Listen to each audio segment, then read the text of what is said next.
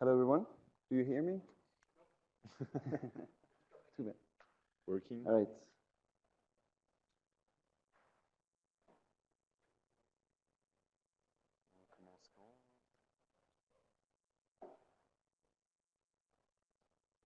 Okay. Hello, everyone. Thank you all for joining us today. So today's presentation will be about HR analytics, and the specific topic we'll treat is the employees being the most valuable asset of a company. So we'll see how you can leverage your data with AI so that you can support your HR department. So Adrian and I, we're both data scientists working at Kairos. Who knows Kairos here in the room? Who has heard of Kairos, worked with them?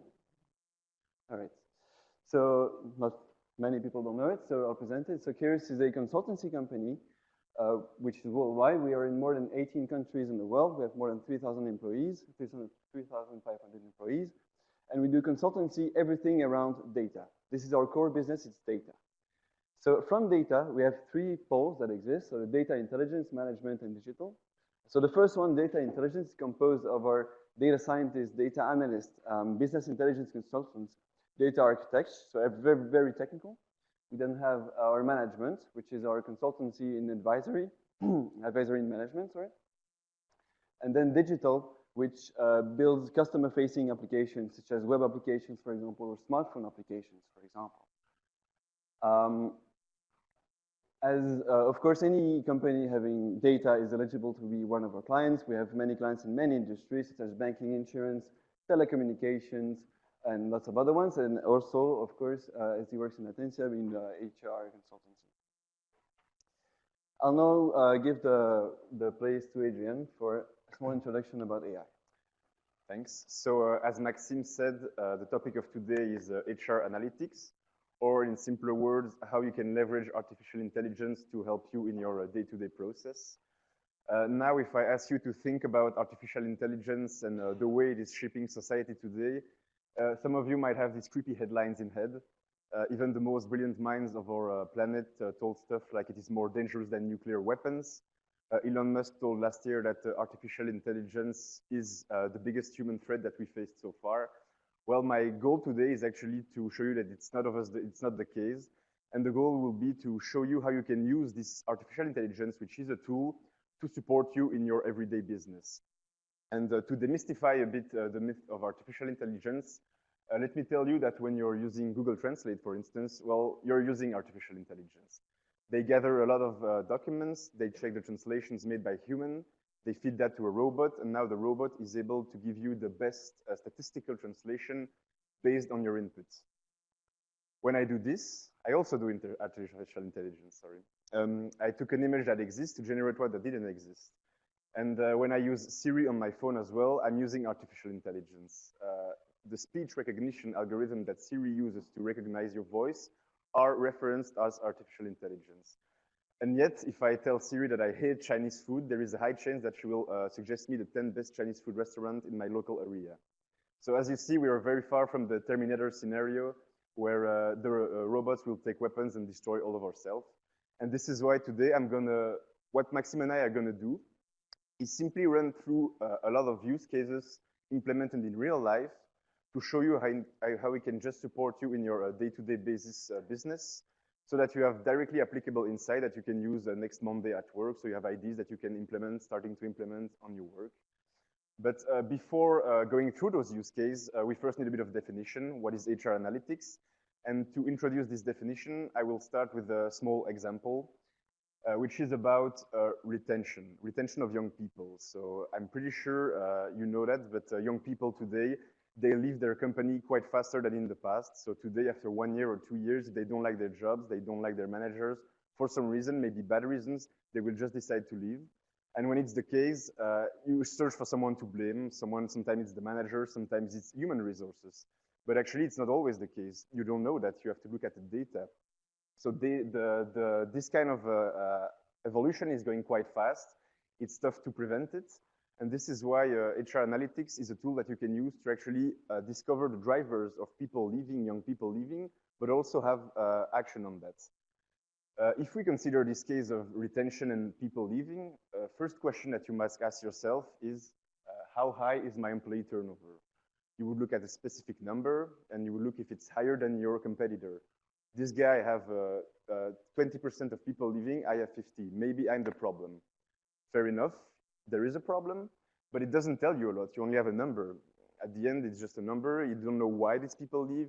You don't know if the people that are in your company right now will stay at the end or not. And what you want to know is actually those drivers.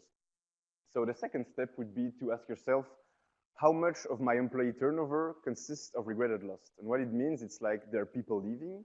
Maybe some people were supposed to leave, but maybe some were supposed to stay. And that you want to know because they were performing really well, they get along with the team, and for some reason, because my competitor was paying a higher salary, those guys left. You want to prevent that. You want to be sure who will stay, who will leave, and you want to be sure that the people that perform well stay in the company. So the third step and the third question would be to ask yourself, who are the employees that are gonna leave the companies in the following year?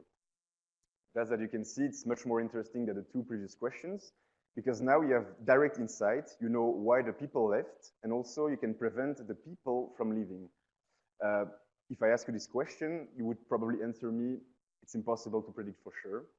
And you would probably be right, because even a computer with the full performances couldn't say with 100% chance, these people might stay and this one might leave. So totally agree with that. But me as a data scientist, what I can tell you is that with proper data, proper skills, and a good statistical model, you could predict that with high accuracy. Let's say, as a rule of thumb, 95% accuracy. So as you see, now using more data, you could do something that human could do, but much faster, much preciser, and you could take direct action on that. Now, if you know the people that might leave the company, you can say, okay, maybe I'll suggest more trainings to that person. Maybe I will give them the promotion they didn't get in this past year because I was too busy and I just didn't have the time to have a meeting with that person. Something that would happen to everyone. And then, so the goal for HR analytics is really to gather tools and data so that you can use it to actually do what you do on a real basis, on an everyday basis, but just faster and easier. And this first example allows me to introduce the definition of HR analytics, which is the one you see on this slide over there. And basically, what does it mean? It means that at some point you have data. You want to know what this data does to your people drivers in your company. And using those two elements, you can then build actions and build algorithms that give you actions to do in the real world. So data, people drivers, the two of them together gives you insight that you can use to have actions directly on your company and employees. And the first example I did was about retention, keeping the young people in the company, but it could be anything. It could be also about payroll. Maybe I'm comparing the data in my local area to my competitors. So I know that these people are paying their employees much more than me. Why is it the case? Should I pay more my employee? If you can answer that question, then you have actually valid reason to give an increase of salary to a people. Recruiting, we're going to see a lot of use cases. This is the definition, but recruiting, for instance, you can use robots to look up the internet so that they will give you a smaller pool of candidates instead of a large one. I'm pretty sure when you're recruiting, you give a lot of resumes, some are irrelevant, some are just not fit for the role, and you don't want that to happen. You just want the resume that are actually for people that are eligible. Well, this is, as we're going to see in some minutes, something that HR analytics can do. Absence, if you're doing maintenance planning, you want to know who won't be there, the percentage of people that will be there on that specific day, because if you cannot prevent that, maybe you won't be able to do your operations properly. And also finally, and that's an increasing one and popular one, is about learning. So people in companies today, they require more and more trainings because they want to gain a lot of skills and they're pushy for that. And you as a manager, for instance, you want to know what is the return on investment on those training. Maybe you asked the people after the trainings, okay, how was it? They said, okay, it was very nice. But at the end, you cannot really measure the impact it has on the people and on your company. And as we're going to see, HR analytics, something you can use to actually measure properly what is the impact of the training you do to your employees, to your business. Was it really useful, and should I do it in the future? So that's the definition of HR analytics. And now we're going to deep dive into the practical use case to see really what it does real life.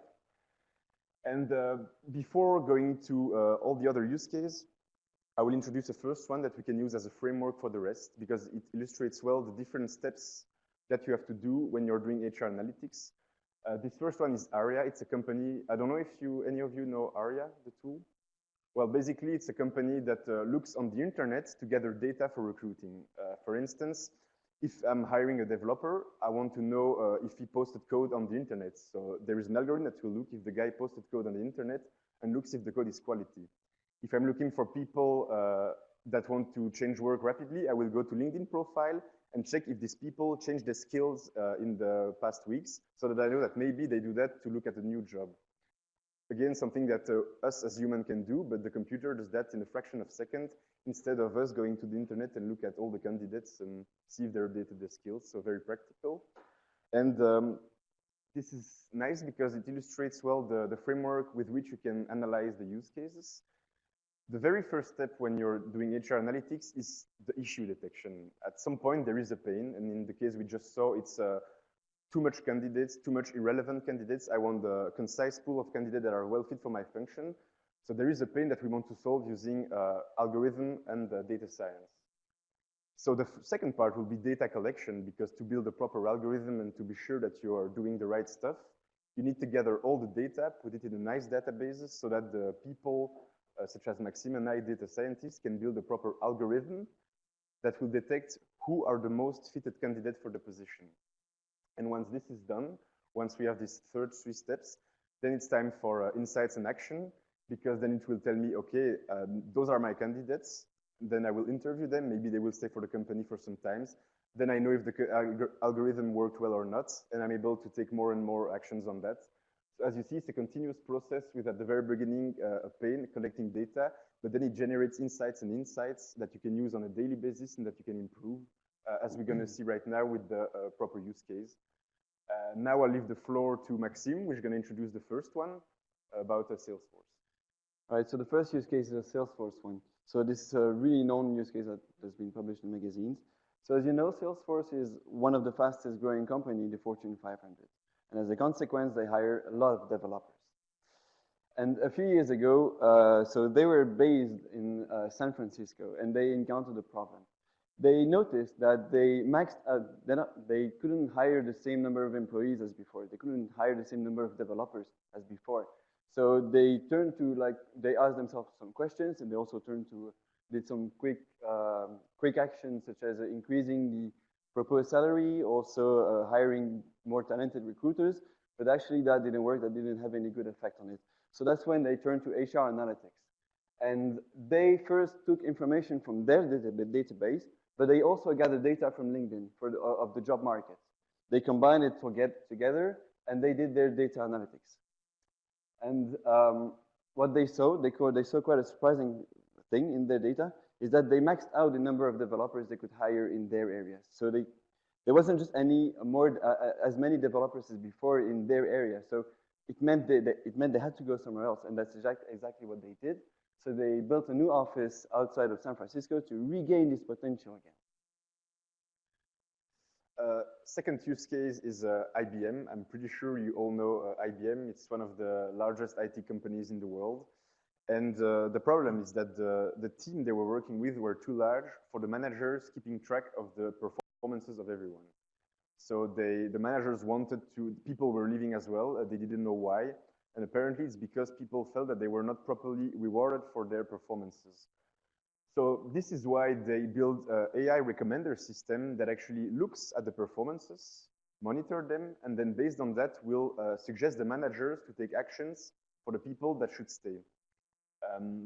So for instance, if someone seems to like trainings a lot, but these people is susceptible to leave the company in the following year, maybe the system will recommend the manager to propose training to that person. If the person didn't get the salary increase they were supposed to have this following year, maybe the system will say, okay, it's time to get a meeting with that person and to give her or him the salary increase she or he needs. So it's a recommendation system, so meaning that when the robot suggests you actions, you don't have to take them. But at the end, according to the chief human resources at IBM, managers that followed the tips by the robot had much satisfaction rate in their team than the managers that didn't follow the robot advice.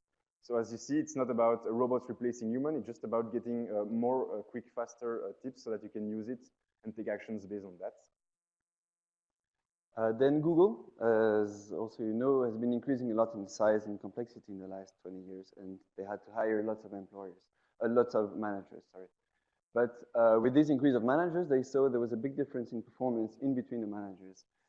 And that's when also they did what Google is best at, so data analytics. And they distributed surveys. So they gathered data by distributing surveys to all of their employees and asking to rate some behaviors about their managers. They gathered it all together. They did the data crunching, and they actually came with, out of this, 10 top behaviors that you need to have if you want to be a good manager. So these top 10 behaviors were positively correlated with the good managers. Once they had the top 10, they published it online. They also published it to their managers. They also trained their managers on it, and they directly see that the adjustments in performance in between the managers. By the way, these are really good advice if you want to be a really good manager, so I advise you to take a look at it. Next use case is about an application called a NAC app, and actually it's a personal story. Several years before, when I was a student, I was applying for a position, and the first part of the interview process was downloading the small app, NAC app, and play a little game.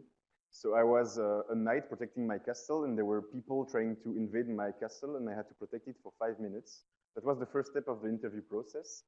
And I didn't know what was happening. And then at the second step, I learned that actually there is an algorithm looking at your behavior when you're playing this app.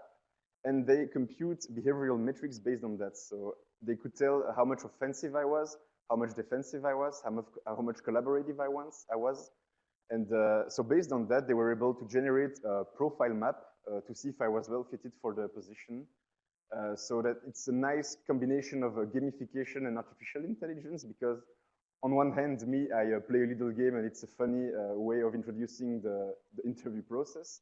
But on the other hand, they get some unusual data that you can use to detect who you are and how you play this game and how you will probably answer a business problem when you enter the company. So yeah, it was funny to play that little game as a first step. And it's a nice way of combining gamification and artificial intelligence. Unfortunately, the video doesn't work on the presentation. Yeah. And then the FeedBees competition is another project we did in Kiris. It's not really an HR analytics project per se, but we'll see how we can connect to it. It's more of a gamification competition. So a few months ago, FeedBees came to our company, and we had to run on a treadmill with them. We had to go on a weight scale and everything, and they developed a health sheet about us. Afterwards, for the 3 following months, we had to create teams of 6 persons, and we had to input in the system how many steps you did every day, how many cigarettes you smoked, if you were a smoker. And if you did anything good, you gained points. So that was the competition for 3 months. After the 3 months, almost 50% of our employees were actually sportier than before, so the effect was good. And now how you can actually connect this to HR analytics is, for example, taking the data, the sport data, and connect it to your performance management system and see the correlation in the sport and the performance. And if you see, for example, a positive correlation, you can try maybe to propose gym membership to your employees that have a high potential but couldn't reach this potential for this lack of sport. All right, the use case we talked about so far seemed quite useful in real life, but it's artificial intelligence, so there is also a bit of a controversy. So let me introduce to you a company called Aspiring Minds. And what they're doing is that they build a tool that will analyze your behavior while you're doing a video interview. So live. So basically what it does, it's gonna look at your facial expressions live while you're speaking to the recruiter to see if you're lying, if you're stressed, if you're confident, and they will check the metrics based on that. They will also look at what you say and check if you're doing spelling mistakes, grammar mistakes, and all of kind of stuff. And of course, if you're doing a lot of them, there is a lower chance that you'll be hired for the position. And also they will be able to take those metrics, put them together, and build a model to say, okay, is this people lying or not? I mean, it's quite impressive what they can do, and it's a real company that does business. So just to show you that it's not always blue sky over there, there is also a bit of controversy. I'm not sure this is the path we want to take, all of us, regarding artificial intelligence, but we felt that it's something that we can share with you so that you have a see of how far we can go with this kind of tools if we want to do really. And then we'll go also on two use cases we did at Curious for our clients. So the first one is the Daikin one. Daikin is an AC company. It's a Japanese company that manufactures AC, and they have a big factory here in Belgium. It's near Oostende. And for the planning efficiency of the factory, they had a problem. So they had a lot of unexpected absenteeism, and they wanted to fight that. They wanted to actually just know what's going to be the absenteeism in the future. So they called us, and we did a project with them by gathering data from the database, so about demographics of the employee, past absenteeism, holidays, so public holidays, contract, if it's part-time, if it's full-time, the manual forecast, because they had a manual forecast as well. We even took data about the weather. We combined it all together, trained the model, and built a web interface on top of that. So the planning manager could actually connect to this web interface, just specify a specific period, a specific team, and a specific shift. And you would give him, for example, all right, there is a 5% chance of absenteeism with plus and minus 2% of errors. A really important part of this project was not to predict the absenteeism per person, but by team and by shift, because that was for the planning efficiency. Not to say, all right, you are going to be absent this day. That wasn't the goal, and the employees would not have been happy if they knew also about it, right? And another project we did with Atencia for one of their clients. Oh, Can I ask a question on that? sure, go for it. So how much better were forecasts compared to just looking at the average? I don't know. I didn't work on the project, so I didn't have the results. So I can't tell you. But they actually use it every day, so. Actually, to know that the data from Daikin, from which company is it coming? SD Works.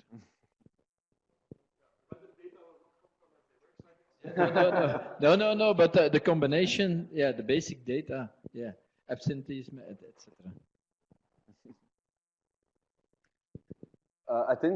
Atencia's project was for one of their clients, which is one of the biggest call centers in Belgium.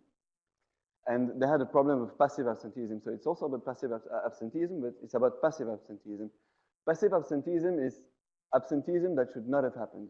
For example, someone taking a sick leave on a Friday, whereas he had a holiday on Thursday and a weekend, is likely to be a passive absenteeism. And they had huge problems with that.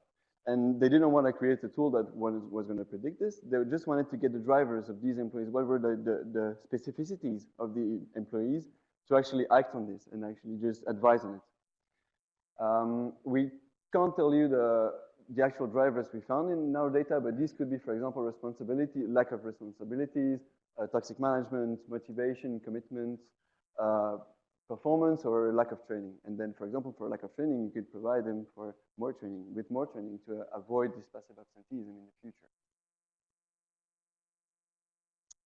Please don't be scared of this slide. This is the most technical slide of today. So we've been looking a lot around the blogs, articles, magazines about HR analytics. And we see a lot of people taking data from here and there, losing information, transforming information, and then you lose the big scope. And we wanted to just to prove you that any HR analytics project could actually be just architectured with this slide. And like any data analytics project, you start on the left with the data sources. You can start with simple data sources such as demographics, or you could go further by taking the salaries, your engagement surveys, your performance management system, your absenteeism, external sources such as LinkedIn, like Salesforce did, your application tracking system, psychological profiles like the DISC one, but you could also take the one from the gamification application that Adrien showed you. Take information from Google Analytics. If you have a job page, you can use Google Analytics to gather data from that. If you combine it all together, well, you can first combine it in a simple table. Let's say you combine it in an Excel table, so it's just a one-time project. You could do this. If you want to have continuous updates of a database or a data warehouse, well, you could go to Oracle database where every month, for example, your data would be pushed to your data warehouse and you don't have to do anything. Your data will always be there and updated. Once it's updated, the most important part is the reporting and dashboarding. Do you know these tools? Power BI, Click, Tableau, these are the biggest dashboarding tool that you can use today to visualize data. So, and I'm saying this is the most important step because it's the one that's going to allow you, it's going to be your entry point to your data. It's the one that's going to allow you to monitor metrics, such as, for example, the turnover. If you're monitoring the turnover for the last 5 years and you see that in the last 6 months it's been increasing, that's where you can already detect an issue, ask yourself questions, and begin an investigation. And once you can start your investigation, you can go to the data analytics and data science part. For this part, you can use Python and R, which is programming languages. These are the most used, so it's very technical, very geeky, but nothing to be afraid of. And with this step, you can actually detect the drivers of your problem. So for the turnover, it could be a long traveling distance, for example, or maybe a lack of training. Once you've detected these drivers, these correlations with your problem, you can take your decisions. You can take any, for example, proposing homeworking for the people living far from their office, or more training for the newcomers. I put Vizier here. Do you know Vizier, the company? When you type in HR analytics on Google, this is the first company that comes up because they do all of these steps together. So they have a fully fledged solution that combines the data, reports it, and does the data analytics on this. And they propose you issues, ideas to explore, and also solutions to explore. There was a video, but it's not working. So we'll go on to the next step. And the career possibilities. We have in HR analytics, so it's evolving a lot. And we have 3 ideas to explore. And the first one is the new positions. We've been exploring on Stepstone, on LinkedIn, and you can see lots of new positions that weren't there before, such as people analytics, HR information system analyst, HR researcher, talent analytics. These are new jobs that have appeared on the job market. Then there was a paper that came out recently, and they stated that of all the companies that want to invest in data analytics in the future, these are the departments where they're going to invest. So 71% of them are going to invest in accounting and finance, which is foreseen by most of the people. Business administration as well, well, you can easily imagine that data analytics would help it. But HR, at least to me, is the more surprising department here because it's not using a lot of analytics right now, and this is the one that's going to receive, to my opinion, the most disruptive change in the future in data analytics. And finally, the new skills that are going to be required on top of an HR professionals are actually the ones that I showed you on the complicated slides. So with the data management for the database, the data analytics for the data analytics part, and the reporting and dashboarding. These are new skills, new technical skills that will have to be acquired. And then there are also HR analytics being a new thing. There are going to be a lot of challenges. So we have also 3 ideas to explore here. And the first one is the trust. You'll have to gain the trust from your employees because these are the guys that are going to give you your data. These are the ones that are going to fill in your survey. So they have to trust you on this.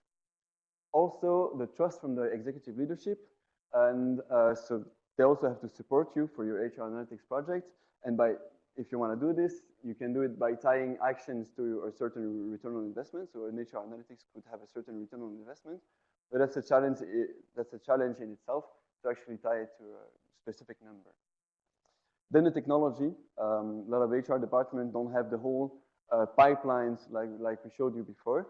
So technology-wise, they will have to choose their softwares, choose their technologies, and once it's acquired, they'll have to also acquire the skills. So either by training their employees or just by hiring new technical people. And thirdly, and this is the biggest problem we see in all of the data analytics project and also in HR analytics, 65% of the company wanting to do HR analytics have their bottleneck in the data. It's either in the data quality, it's of bad quality, either of availability, so HR just don't have access to this data, and then you have privacy and compliance, especially now with the new GDPR compliancy program. That's even it's even harder and harder to process data. And in order to end this presentation, we have 2 slides. The first one is a very classical one. It's the Google Trends. So these are the number of Google searches that you can find about HR analytics and people analytics. As you can see, it's only been increasing in the last 15 years. And we not only see it in Google, but we also see it in our day-to-day jobs. and we see it also in the papers and everything. If you want to be competitive on the market today, because there are more and more challenging problems on the market about retention and performance management and hiring, companies will have actually to be up to speed and adopt the HR analytics to not be left behind in the future. I want to go back also for the last slide on this slide, just to show you that Keras actually does all these things. So data architecture, data reporting with our business intelligence. We do data science, data analytics. We have also our management department that could foresee, for example, a whole project. We also have our digital experience could actually build a digital platform on top of that. So if you have any questions or if you would like to discuss anything, we'll be happy actually to discuss it further of what's possible, what's not possible, what can be done. We'll be very happy to do it. If you have any questions. Okay, thank you. Questions? Oh, also online questions, you can type it in and we can answer it. Okay. No questions? Also not online? Everything was very clear. Yeah. Time for lunch also. Okay, time for lunch. Yeah. Okay, thank you very much for the presentation and see you next time again. Thank Okay, you bye-bye. very much.